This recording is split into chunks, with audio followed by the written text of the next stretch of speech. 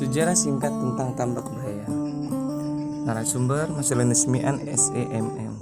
Penulis Joy Esa. Sekapur Sirih. Adil Catalina bacuramin ke surga basengat ke Jubata.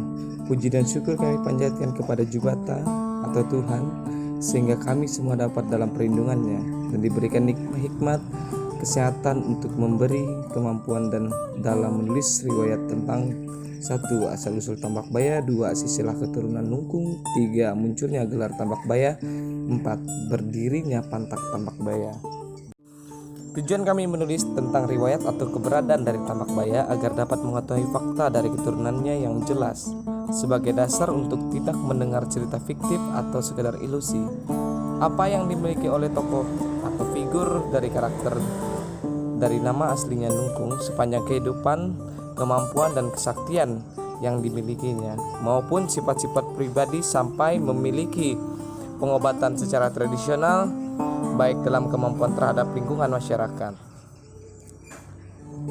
Gelar yang diberikan kepadanya bukanlah gelar bersifat formal ilmu pengetahuan dari pemerintahan, tetapi ilmu yang berasal dari kekuatan alam yang tidak dimiliki oleh seluruh manusia.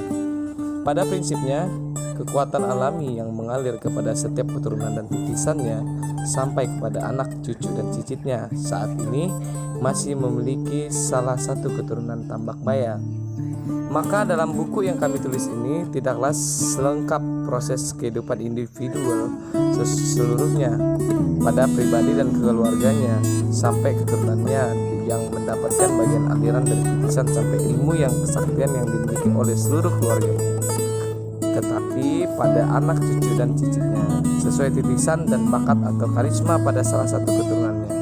Semoga buku ini dapat memberi petunjuk pada setiap keturunan maupun pengikut dari perguruan budaya ritual Tambak Baya dimanapun, atau yang sengaja belajar tentang sejarah dalam berbudaya, mengenali asli tata cara budaya ritual pada keturunan Tambak Baya.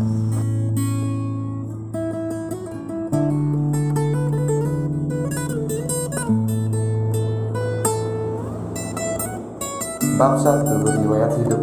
Nungkung adalah nama asli kelahiran dari kampung yang Panyalangal tahun 1802 selama Indonesia dijajah oleh bangsa Belanda. Kurun waktu kehidupan mengalami kesulitan, kemiskinan, dan penderitaan. Niat dan tekad untuk melangkah meninggalkan kampung halaman pun tercapai untuk menuju kampung Pagong. 350 tahun lamanya Indonesia dijajah oleh bangsa Belanda, masa yang sangat sulit untuk memenuhi kebutuhan hidup setiap orang.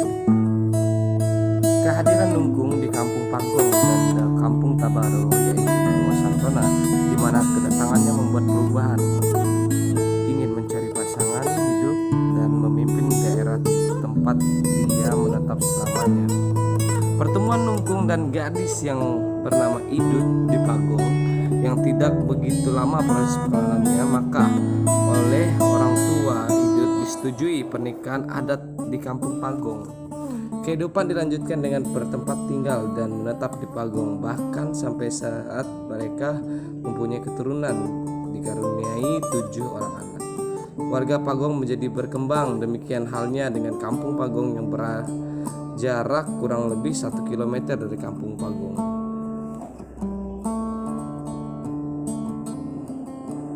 Masa itu belum ada penduduk yang bertempat tinggal di jalur sutra atau jalan alternatif yang dibangun oleh bangsa Belanda.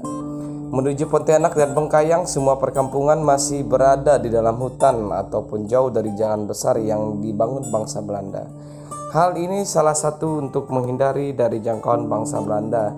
Selain kampung Pagong dan kampung Tabaro, tempat asal muasal suku Dayak Banyadu, kurang lebih jarak yang ditempuh dengan berjalan kaki yaitu 8 km menuju perkampungan Banong Salimat.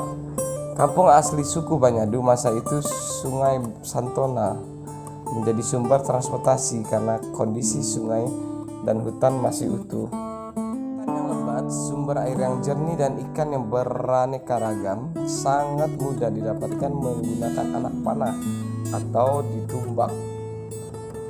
Ikan-ikan besar seperti gabus dan ikan toman dan lain-lainnya.